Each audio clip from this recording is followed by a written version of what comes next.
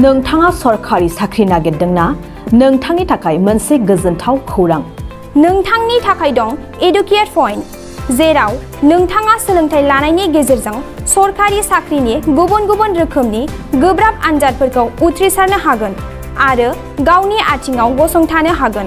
बे एडुकेट पॉइन्टआव नोंथांमोना SSC, bank PO, bank clerk, bank SO, UPSC, FSC, defence, railway, state, insurance, AAO, ADO एसिस्टेन्टजों लोगोसे state level जब आरो माखासे सरखारि साख्रिनि आनजादाव गोनांथि जानाय आयदाफोराव सोलोंथाइ लानो हागोन।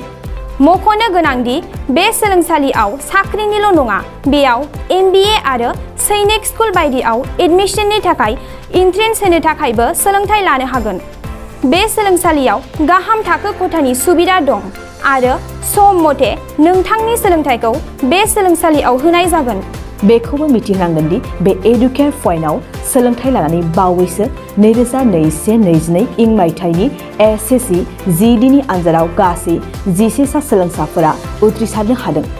बारा नङा, गासै 15,000 रांजोंनो नोंथाङा बे सोलोंसालियाव 6 दानसिम सोलोंथाइखौ लानो हागोन। बे सोलोंसालिया क'क्राझार, बरपेटा र'ड, गवालपारा आरो बङाइगावआवबो दं। क'क्राझाराव सोलोंथाइ लानो गोसो गुदुं जानाय सुबुंफोरा 700-226-133 9101-536360 700-226-133 9101536360